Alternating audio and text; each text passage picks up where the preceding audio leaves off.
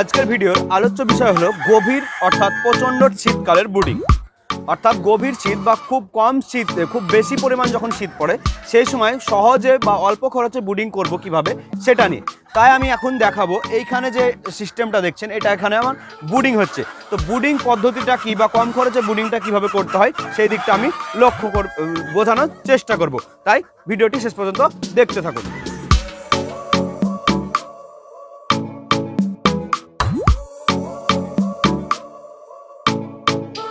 এখন দিনের বেলা অর্থাৎ দুপুরবেলা, এই সময় আপনাদের আমি ব্রুডিংয়ের শেষ পরিপার্সটা ভালো করে দেখাচ্ছি এবং রাত্রিবেলাতেও দেখাবো বাচ্চাগুলোর অবস্থাটা কেমন হয়। দেখুন, এটা একটি তাঁবুর মতো, অর্থাৎ শীতকালে যেভাবে ইগলু করা হয় অনেকটা ওই রকম স্ট্রাকচার করা হয়েছে এবং এখানে কোনো রকম ফাঁক রাখা হয়নি যাতে কোনো রকম বাইরের টেম্পারেচার দেয়। সাইডে একটু ফাঁক থাকবে বলে সেখানেও একটি ব্যাগ বা বস্তা গুজে দেওয়া হয়েছে যাতে কোনো রকম ফাঁক না থাকে এবং চারিদিক দিয়ে সম্পূর্ণভাবে বদ্ধ করে দেওয়া হয়েছে। এবং এই জিনিসটা করার একটি এবং সামনে এইখানে রাত্রেবেলায় এই জায়গাটা আরোটাই কম গ্যাপ করে দেওয়া হয়, মানে এই যে পাটকাঠিটা দেখছেন এখানেও আরও একটা বস্তা দিয়ে দেওয়া হয়। এখানে শুধুমাত্র এইখানটা মোটামুটি 2 থেকে 3 ফিট জায়গা গ্যাপ রাখা হয় যাতে অক্সিজেনটা সাপ্লাই হয় সেই জন্য। তো এখানে দেখুন বাচ্চাগুলো এখন দিনের বেলা আছে, এখানে 400 বাচ্চা আছে, দেখুন ছড়িয়ে ছিটিয়ে আছে, অর্থাৎ এখানে টেম্পারেচারটা খুব সুন্দরভাবে মেনটেন হচ্ছে সেই জন্য। দেখুন এখানে কিছু বেশি কম, কিছু কম বেশি সব রকমভাবেই বাচ্চা আছে। এটা হচ্ছে একদিনেরও বাচ্চা হয়নি, অর্থাৎ গত রাত্রে, এখন দুপুরবেলা গত রাত্রে 9টার দিকে বাচ্চাগুলো ব্রুডিংয়ের মধ্যে দেওয়া হয়েছে, অর্থাৎ এদের বয়স এখনও একদিন হয়নি। অর্থাৎ কালকে দুপুরের পর থেকে হ্যাচিং হয়েছে, কাল রাত্রে ব্রুডিংয়ে দেওয়া হয়েছে এবং আজকে দুপুরবেলায় ভিডিও করা হচ্ছে। দুপুর বলতে এখন 12টা বাজছে, তাহলে এই কয়েক ঘন্টা বয়স এই বাচ্চাগুলো, অর্থাৎ একদমই কাঁচা বাচ্চা। এবং এইগুলো হচ্ছে আমাদের বাচ্চার কোয়ালিটি। তো অনেকে আমাদের বাচ্চার কোয়ালিটি নিয়ে ভিডিও চান বা দেখতে চান, তারাও আরেকবার দেখে নেন ভালো করে। এইগুলো হচ্ছে আমাদের বাচ্চার কোয়ালিটি। তো এইরকমভাবে সম্পূর্ণ ঘেরা অবস্থায় রাখা হয় ব্রুডিং। এবার একটা জিনিস বলে রাখি, অনেকে দেখি যে এই উঁচুতে অর্থাৎ মিনিমাম 7 থেকে 8 ফুট বা 6 ফুট উঁচুতে বস্তা দিয়ে দেওয়া হয়, চারিদিক পুরো ফার্মটাকে ভালো করে ঘেরা হয়, সেখানে কোনো রকম ফল পাওয়া যায় না। কারণ আমি যদি একটা ভালো করে একটা এক্সাম্পল দিলে বুঝতে পারবেন, সেটা হচ্ছে আমার 2টো ইনকিউবেটর আছে। এইটা হচ্ছে একটা বড় ইনকিউবেটর 3000 ক্যাপাসিটি এবং এটার ইনকিউবেটরটা হচ্ছে 1000 ক্যাপাসিটির। এটার দৈর্ঘ্য বা প্রস্থ সবটাই ছোট, আর এটার দৈর্ঘ্য বা প্রস্থ অনেক বেশি। এটা 3-2.5 ফিট, দরজাগুলো টোটালে 3 ফিট আর এটার দরজাটা টোটালে 7 ফিট। তো সব মিলিয়ে এটার থেকে এটা 3 গুণের মতো দৈর্ঘ্য প্রস্থর দিক দিয়ে 3 গুণ। তো আমি যদি বড় মেশিনটা 2 মিনিটের জন্য খোলা রাখি, টেম্পারেচার নেমে যায় মোটামুটি 3 থেকে 4 ডিগ্রি। কিন্তু এই মেশিনটা যদি আমি 2 মিনিট বা 3 মিনিট 5 মিনিটও খোলা রাখি, তবুও টেম্পারেচার কমে যায় 2 থেকে 1 ডিগ্রি। 1 ডিগ্রি সাধারণত কমে। তার মানে এটাই বোঝা যাচ্ছে যে ছোট যত হবে তার তাপ ধরে রাখার ক্ষমতাটা তত বেশি হবে। তো এই জায়গাটায় আমি ব্রুডিংটা এই যে ছোট, অর্থাৎ এটা 2.5 ফিট উচ্চতা পর্যন্ত এখানে ঘেরা আছে, অর্থাৎ যে ভিতরে বাচ্চা এটা 2.5 ফিট উচ্চতা, 2.5 থেকে 3 ফিট ম্যাক্সিমাম উচ্চতায় করা আছে। এটা যদি আমি 6 ফুট উচ্চতায় রাখতাম তাহলে এখানে টেম্পারেচারটা ওইভাবে মেনটেন হতো না। আরও একটা কথা বলে রাখি, ব্রুডিং অবস্থায় আমাদের টেম্পারেচার দরকার হয় মোটামুটিভাবে 35 ডিগ্রি সেলসিয়াস। 35 ডিগ্রি সেলসিয়াস দরকার হয়, কিন্তু গভীর শীতে বা প্রচণ্ড শীতে বাইরের পরিবেশের টেম্পারেচার থাকে মোটামুটিভাবে 15 ডিগ্রির কিছু কম বা বেশি।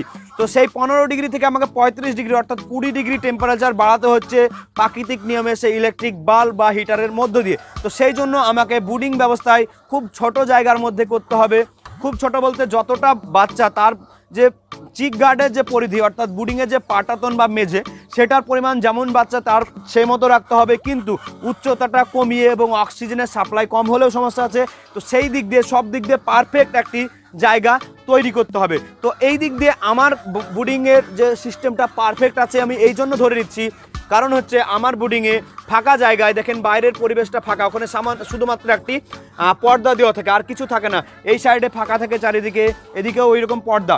তো শুধুমাত্র এই জায়গাটাকে আমি স্পেশালি ভালো করে ঘেরার চেষ্টা করেছি। তো এটা বস্তার পরিবর্তে এটা যে বস্তা দেওয়া হয়েছে, সে পলিথিন ব্যাগের বস্তা দেওয়া হয়েছে, সেটা বস্তা না দিয়ে অনেকে টিন বা টিনের চাদরগুলো দিয়ে বর্ডার করে দেওয়া যেতে পারে 3 ফিটে, তাহলে আরও ভালো হতে পারে।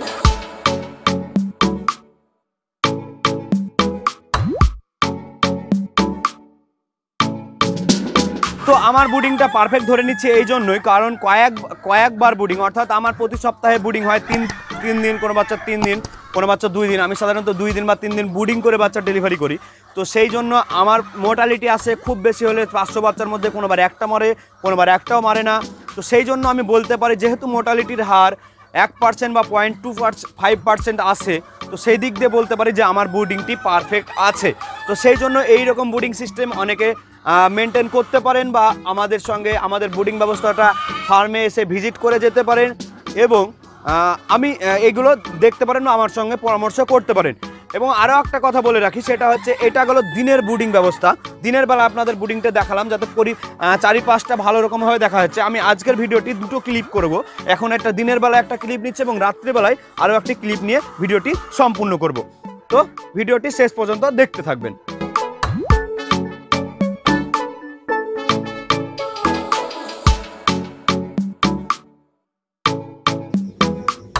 এতক্ষণ দেখছিলেন আমার শীতকালের বুডিং ব্যবস্থার দিনের বেলায় যে সিস্টেমটা সেটা দেখছিলেন। এবার রাত্রিবেলা দেখানো হচ্ছে। এখন মোটামুটি ভর দুপুর রাত্রি মোটামুটি 12টা বাজছে।